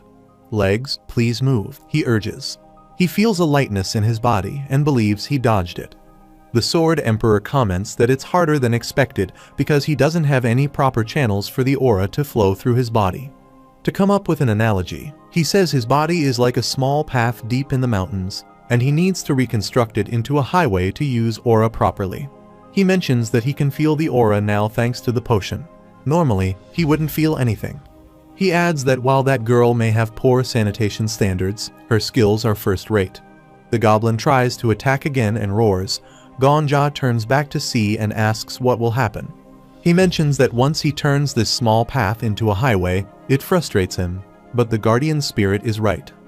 He places his hand on his heart and says, "Flow, aura," thinking of an abandoned path covered in weeds as a fitting metaphor for his current state. But if he is able to overcome this, he wonders what might happen. The Sword Emperor interjects, saying he would have his head cut off by Old Man Marcus without being able to do a thing. He acknowledges this. The Sword Emperor adds that it was someone's skill, but only at the level of a neighborhood street. He thinks about how even that beautiful strike. The Sword Emperor remarks that Gramps still has a long way to go and asks if he ever needs to say it. The goblin tries to hit him as he bends down and turns to face it. The Sword Emperor remarks, "Would he look at that? That's pretty creative." He takes out a knife, moves to attack the goblin, and stabs it in the chest. The Sword Emperor warns him not to let his guard down till the end, noting that orcs have thick skin. He advises Gongja to focus his aura on the edge of his blade, but realizing it might be too difficult, suggests he just pour all his aura into the tip of his sword. Gongja applies pressure on the sword with aura, and the goblin explodes. The Sword Emperor asks if it hurts, seeing him falling on the goblin's corpse, and comments that it must hurt badly. He points out that he has not even cleared a proper tunnel, yet used his aura carelessly, and he bets it feels like he's dying, given how weak his body is. He adds that he ruined his whole body simply trying to catch a single measly orc. He comments that what Gongja did at the end, compressing his aura like a spring, was good, and he complimented him for that. A hunter must always use their head while fighting. Gongja responds that saying something like that doesn't make him feel any better. The Sword Emperor asks if Gongja really feels like he's going to die. Gongja retorts by asking if he is blind. The Sword Emperor acknowledges that Gongja would feel fine if he died, but if it weren't for his returned skill, he wouldn't suggest this kind of training method. He mentions that old man Marcus also just meditates after taking this potion and doesn't use his body recklessly like Gongja. Gongja thinks to himself, what an idiot the Sword Emperor is. He continues, saying that he would simply return if he died, which he finds sweet. No matter how rough the training is, his body will remain normal. He admits he's jealous of that fact. He suggests that since his kill counter goes up when he commits suicide, they should use a method that doesn't increase it. He mentions that he got the hang of using aura on his first try and thinks that dying about 100 times should be enough. He reflects that a journey starts with one step, and 100 deaths start with one death. He declares, "First death, let's go." The status window notifies that he has died. Gongja regains consciousness and says, "Damn it, his head hurts." The Sword Emperor asks what's going on. He asks if Sword Emperor is also here and explains that this is the place where he remains for a bit after dying, temporarily calling it the Netherworld. The Sword Emperor exclaims, "Damn, this is super cool." He adds that after a bit, Gongja will hear it go, and he will return 24 hours back to the past when he was killed by the Flame Emperor and Sword Saint. The status window notifies that the condition for his skill has been fulfilled by his death. Gongja mentions that a skill was also copied. The status window displays a card and notifies him of randomly copying the monster orc's skills. He remarks that monsters also have skills. The Sword Emperor asks what the hell is and comments that this really is a super cheat-like skill. The status window then notifies him to please select a skill card. Gongja says he wants this skill, too. He asks who the hell is supervising this tower and wonders why in the world they gave this godly skill to a loser like Gongja instead of a great hunter like himself. He predicts that this is going to shatter the hunter meta. Gongja considers the monster's skill and reaches for a card, saying he will just pick whatever. The Sword Emperor tells him to wait and asks if he is going to pick that one. Gongja asks what difference it makes, saying it's not like it matters what he picks. He questions if he shouldn't pick the best option while he has the chance. Gongja responds that he doesn't have a way of telling which card is better. To him, they both seem similar. He describes them as both being of poor quality, implying it's a game of luck. The Sword Emperor asks what he means, not understanding how he can't tell which skill is better.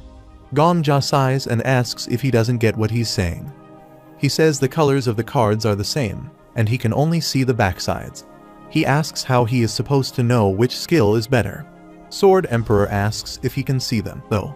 He asks what he means. Sword Emperor explains that he can see the front sides of the cards. Gongja realizes that the skill cards always move in a way that keeps the backside facing him, even when he tilts his head upwards. He asks if he is able to read the contents of these cards. He realizes that the guardian spirit can fly around freely, which is why he can see the other side of the cards.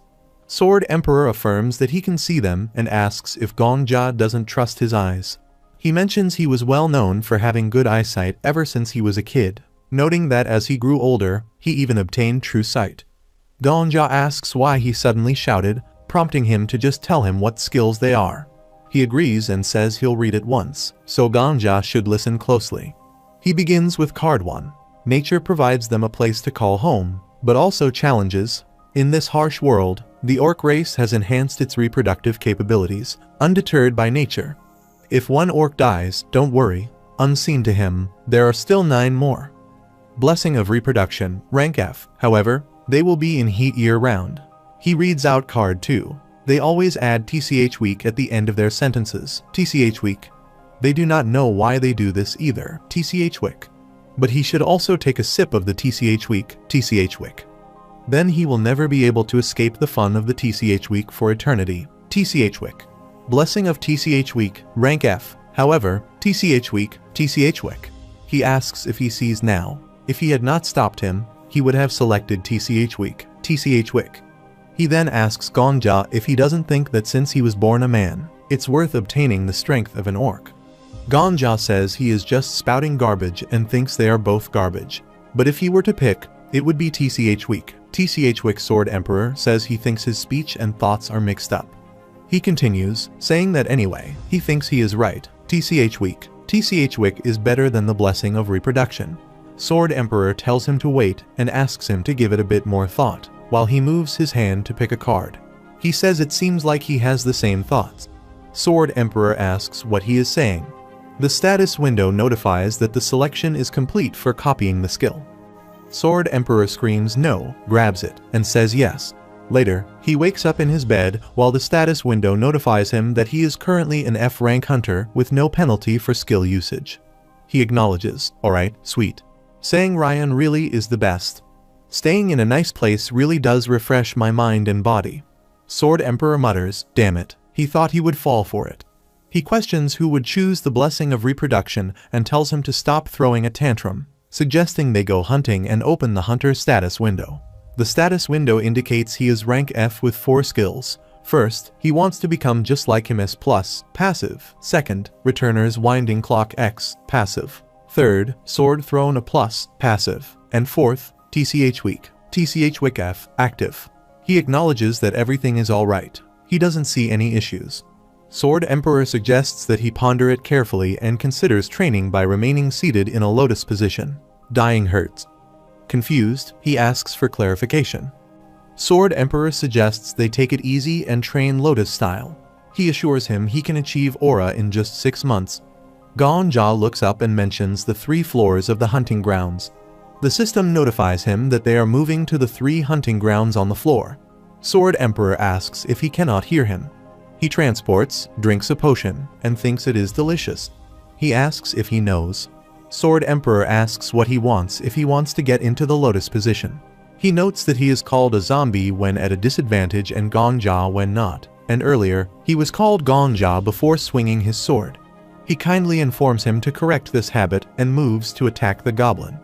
He sees the goblin attempting to attack him and thinks, as expected, its movements look slow again.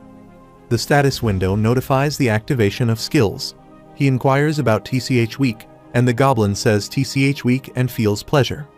He attacks his neck and kicks him. The Sword Emperor accuses him of cheating, stating he knew this would happen, and asks if he is happy tricking an innocent orc like that, questioning if he cannot even consider how the orc might feel. He comments that the innocent orcs of this world are getting hurt because of dirty humans like him. Gongja smirks and says TCH week. The Sword Emperor, filled with anger, asks why a cheat-like skill was given to someone like him. Gongja responds that he should not worry about it and urges him to follow, as they need to clear the 4th floor. The scene shifts to 1 week later, when the Floor 5 boss monster, Goblin King, says Gorak while Gongja stands in front of him, using his power. The status window notifies that the skill Goblin High Society, rank F, is being activated. The Goblin King says Gorak and moves to attack him. The Goblin King asks how someone other than himself can speak the perfect language of the king. Gongja stabs him and says he was the strongest enemy he'd faced all week and bids farewell to his honorable opponent. The Sword Emperor berates him, asking why he is getting so emotional over defeating a single monster. He responds that he just barely defeated him after using 6 coins and asks if he is not allowed to get a little emotional. The narrator explains that 1 coin is equal to 1 life.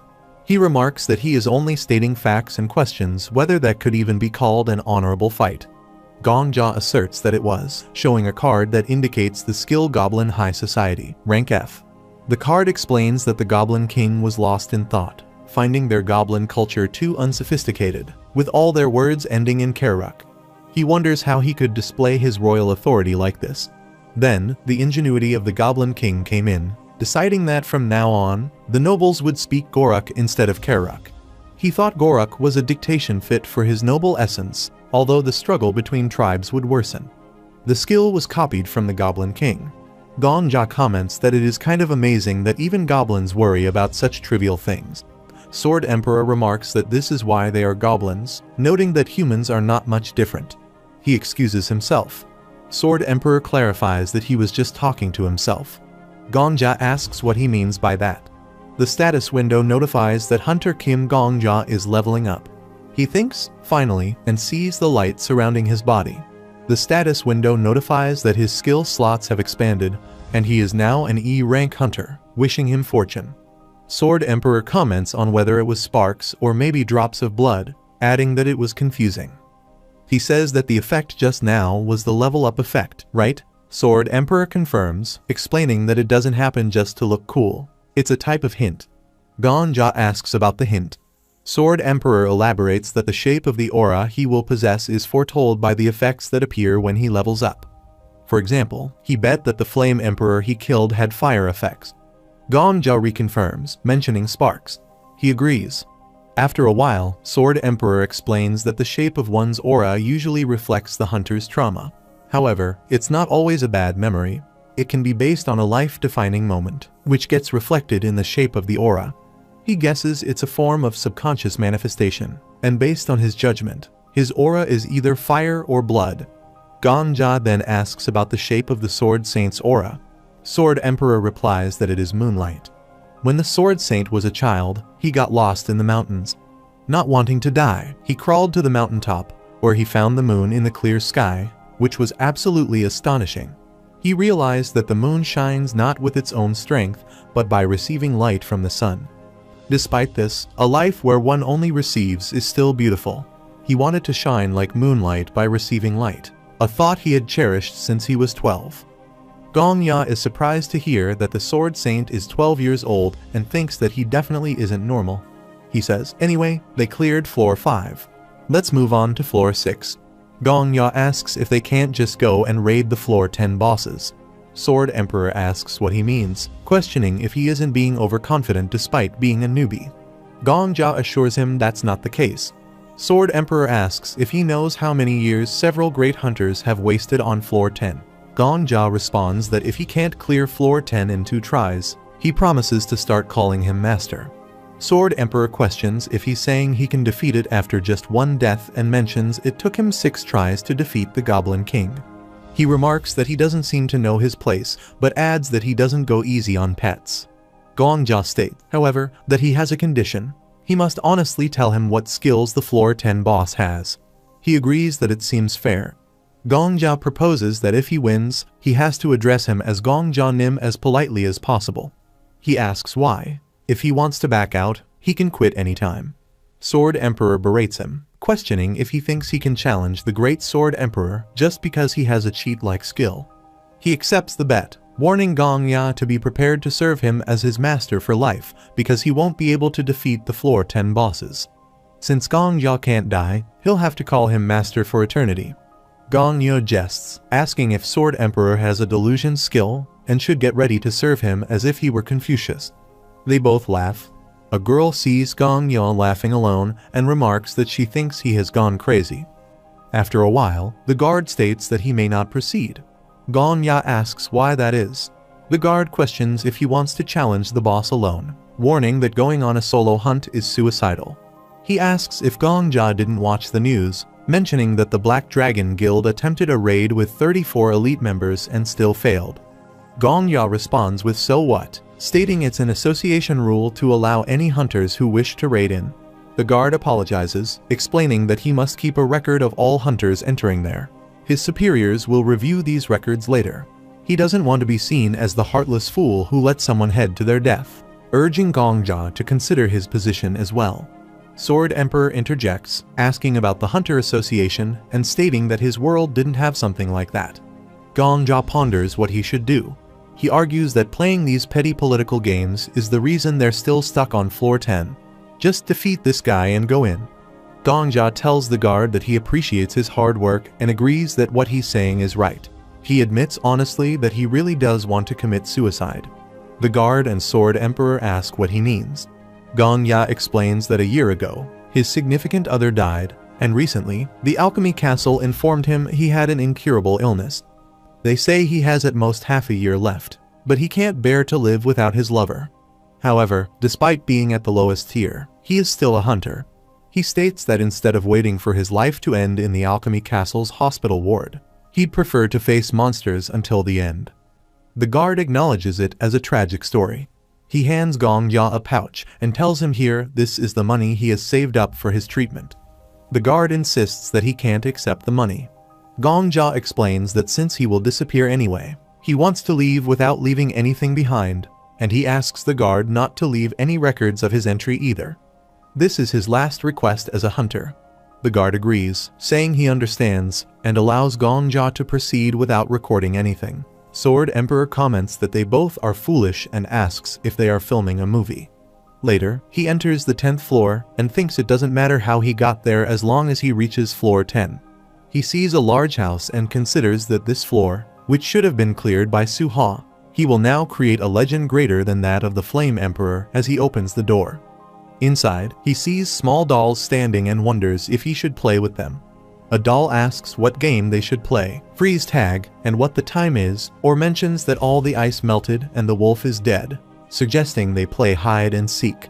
He agrees, saying they should indeed play hide and seek with them.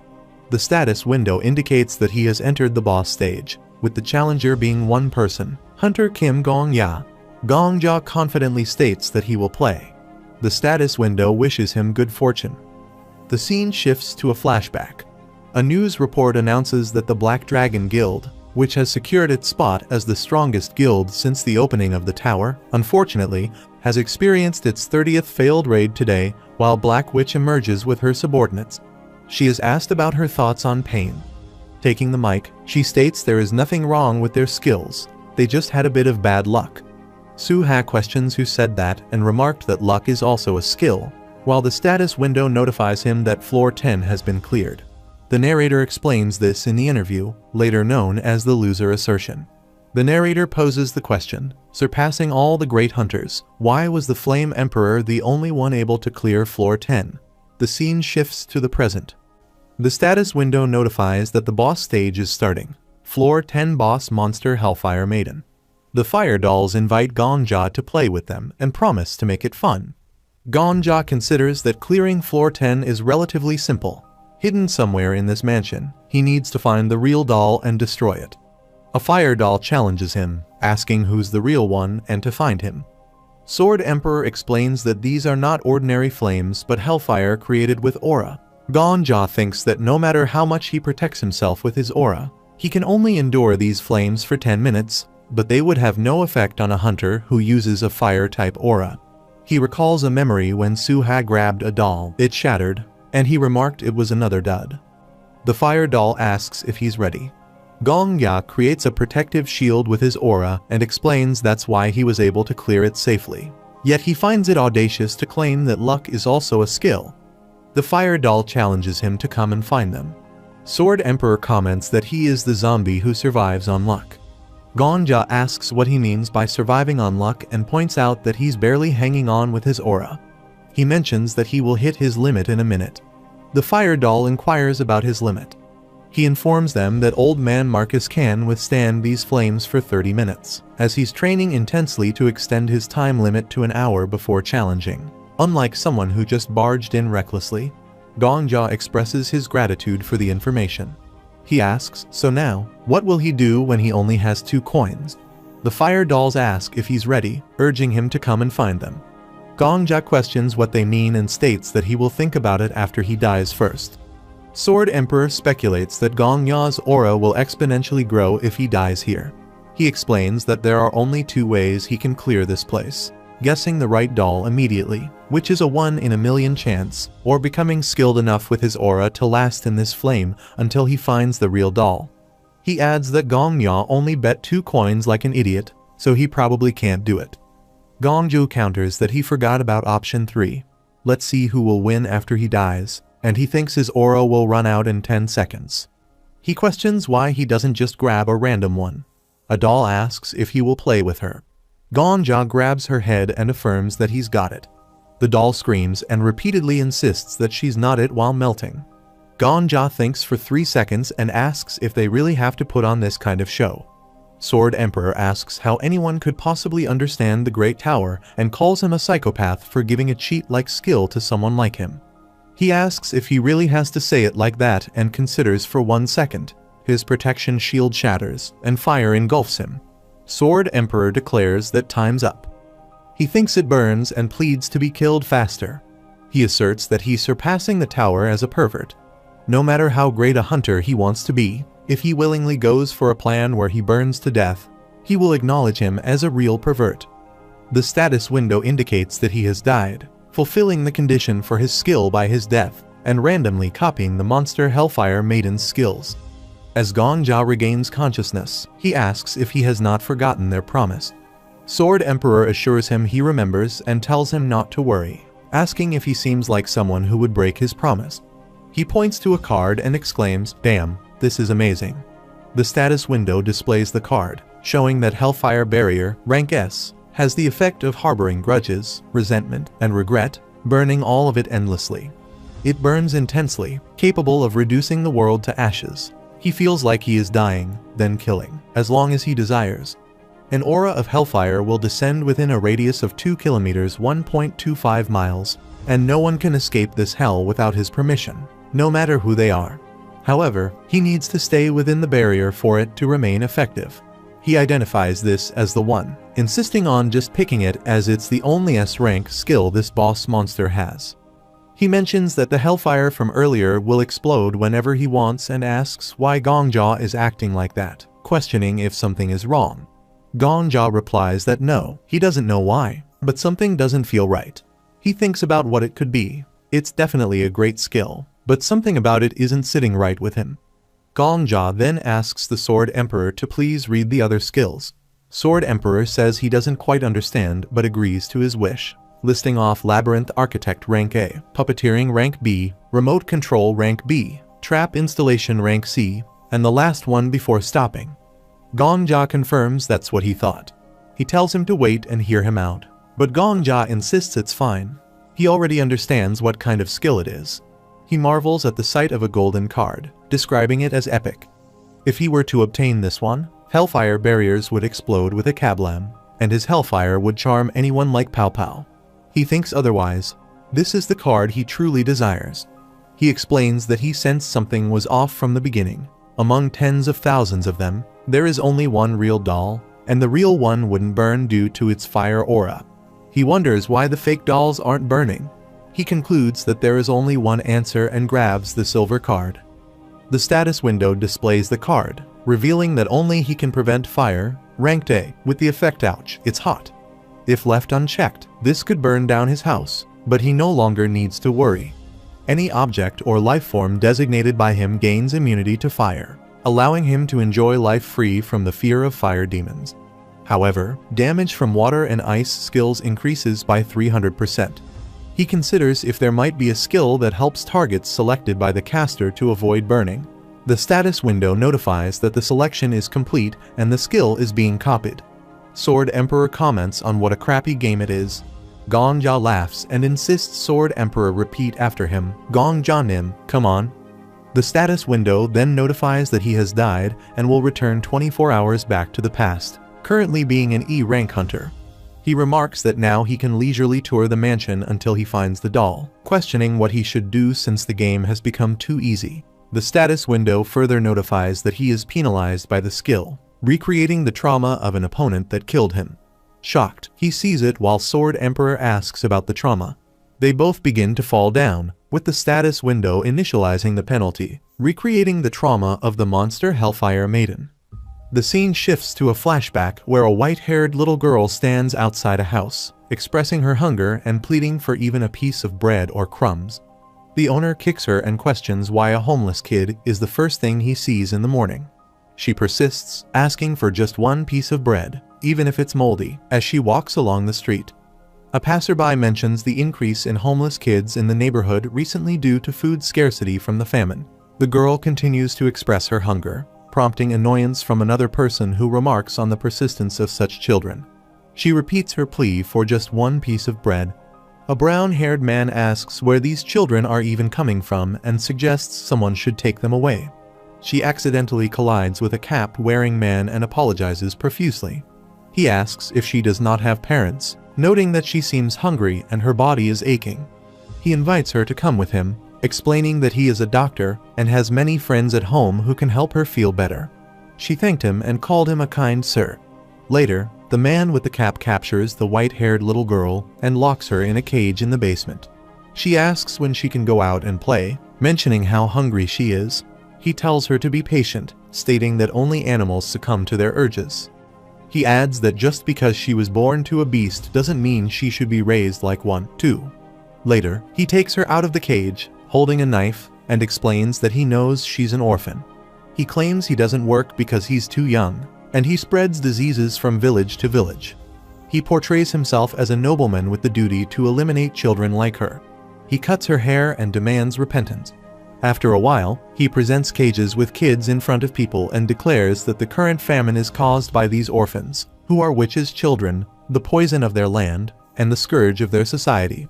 He declares they will sacrifice them to God to save the land. The gathered people chant for them to die, urging him to kill them. He begins killing them one by one. Later, he returns the remaining kids to the basement and remarks that the number of sacrifices is dwindling. They should capture a couple more before the next ritual. The white-haired little girl asks where he keeps taking their friends and why he keeps hurting them. Gongja and Sword Emperor arrive and witness everything. Sword Emperor demands to know what is happening. Gongja asks if he has been watching all along. Sword Emperor confirms he has been here since the beginning, but didn't realize Gongja was inside, too.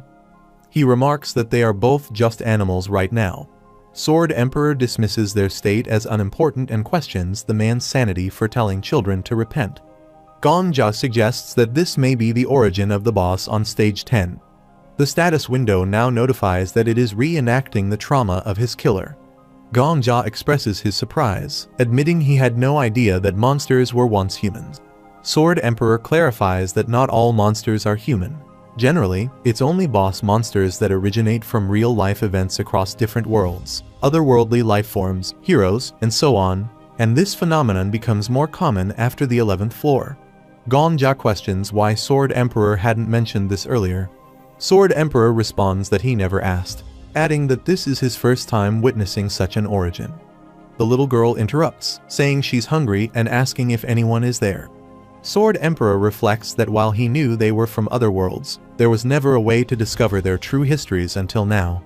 It's different to see them firsthand. Just then, a servant accidentally drops a candle on the carpet, and a fire starts spreading all around. Gongja wonders if events like this happen in every world. The man with the cap runs and urges everyone to leave the mansion quickly, grabbing all the valuables before departing. Gongja tries to stop them, asking them to wait and questioning whether it's the right time to flee. He informs them that the kids are still in the basement. The fire begins to approach the cages where the children are kept. In the basement, the little girl finds the situation increasingly cruel. She calls out for help, feeling the heat of the fire, but her pleas go unanswered. She reflects sadly that they hadn't done anything wrong. They just wanted to avoid starvation and play with their friends. All she wanted was a little more time to play. The status window notifies that the trauma reenactment is complete, ending the penalty. Later, Gongja sits in his bedroom with Sword Emperor, who acknowledges it's a depressing situation, but states there's nothing they can do about it now. Gongja questions if that's really the first thing he's going to say. Sword Emperor affirms that he has a blunt personality and adds that in the real world, things often work that way. He acknowledges that the boss is now just a monster, and all the kids from that origin have been dead for a long time. He questions what he can possibly do about it. Reflecting, he mentions that if this had happened in the tower, he could have sacrificed himself to try and save them. However, this is from another world, and no one here can change what has already happened. He resolves to find the real doll and kill it, then moves on to floors 11, 20, 30, 40, 50, and beyond. This is what he has committed to do now that he has decided to climb the tower. If he wants to reach the top, he realizes he must figure things out for himself. Gongja agrees, noting that this was likely how the Flame Emperor, Yu Suha, thought as well. Suha would have undoubtedly found the doll and killed it without hesitation, trauma or not. Sword Emperor asks what he means by that. Gongja clarifies that he doesn't want to be like that ruthless individual. He wonders what he will do, whether he is a child, whether he will clear the floor because he does not want to resemble him. He asserts he must eliminate the boss if he wishes to clear the stage of his idiot zombie. Gongja inquires who says that and curses, deeming it incredibly foolish. Sword Emperor questions what he is referring to. Gongja shouts that he is calling himself stupid, exclaiming frustration that everything was laid out for them, yet they don't even notice. He asks if he remembers the S-class skill he instructed him to choose. Sword Emperor retorts who he thinks he is. Of course he does. He declares that grudge, resentment, regret, his endless grudge, his unheard resentment, his unfulfilled regret shall all burn. As long as he desires, an aura of hellfire will descend within a radius of 2 miles. Without his permission, no one may escape this hell, no matter who they are. He asks if he doesn't think something is amiss. Sword Emperor inquires what he is referring to and what's wrong with the skill. Gongja states the final part, without his permission, no one may escape this hell, regardless of who they are, and asks how the Black Dragon Guild managed to escape without defeating the boss. He admits he doesn't know. He's uncertain. Gongja opens the door and suggests there's only one possibility. The boss allowed them to leave. He surveys a stage humanity has yet to clear and observes the dolls within. He believes there's only one thing the boss desires from its visitors. The dolls invite him to play with them. He agrees, saying, "Okay, let's play," and begins using his magic. The status window notifies that activating the skill is the only way he can control the fire. He starts moving amidst the flames. A doll remarks that the man isn't burning. The other asks if it isn't hot. Another doll asks if he can play with them. Gongja agrees, saying it's hide and seek, right? He warns them to watch out, as he's never lost a game of hide and seek in his life. A doll comments that he's a strange old man. He covers his eyes and instructs them to hide well. The doll urges everyone to hide quickly. Gongja assures them he'll find them soon and thinks it's a game of hide and seek with children who can't go anywhere. A doll suggests they hide very far away, somewhere he'll never find them. Another doll warns him not to get caught by him. Gongja responds, "Okay." He is looking now, and touches a doll's head. It cries out that it's not him and melts. He moves to the next doll and asks if it's him. "How about this one?" The other doll says no, it's not him, and melts. The next one also says it's not her either. He remarks it's harder than he thought and asks if it's her, placing his hand on the head of a girl in a pink dress. She replies, "Nope, try again." He then places his hand on a boy's head while the Sword Emperor asks Gongja if he is appeasing their spirits. He continues asking them, but every doll says, "Nope, it's not him." He goes to the basement, where he sees a white-haired doll in a cage, and the doll asks if he is going to play with them. He touches her head and says he found him. He is it. The doll starts melting and thanks him, calling him kind sir. The doll transforms into a white-haired little girl and thanks him. The status window notifies that congratulations, the normal stage is cleared, the hidden stage is cleared, and the boss stage is cleared. The status window indicates that the party led by Hunter Gongya has cleared the floor. It calculates the clear rewards, noting that they will be redeemable 24 hours later once he enters floor 11. They both stand outside the house while Sword Emperor asks why he looks so downcast. He mentions that clearing a hidden stage is something he barely managed as well, but he did it in one try, expecting to receive nice rewards, too. Gongja responds that he probably won't receive them. He doesn't have hope in his heart. He just feels that the world kind of sucks, and scenes like what they witnessed at the boss stage happen no matter which world he is in. He clarifies that he means that's just how life is.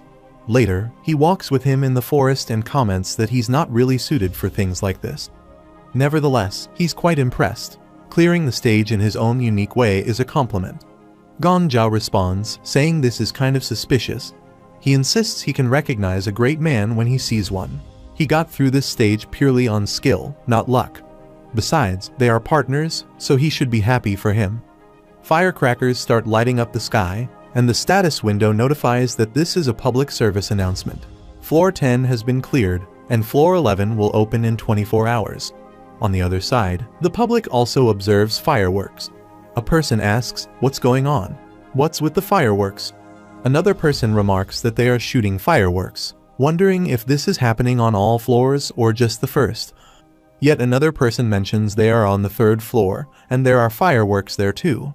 Someone else asks if anyone saw the announcement that Floor 10 was cleared. Another person wonders if it was the Black Dragon Guild, but questions the absence of their announcement. Another individual notes that the Hunter Association had stated they would clear it in 2 weeks. Gongjia notices the timer starting. Sword Emperor remarks that it's finally time to enter the main story. He recalls seeing something similar in his past life. Gongjia mentions it's his second time, too, and reads people's comments. One person comments that it's not the Black Dragon Guild. Their rankers are in a cafe on the 1st floor, with a photo attached.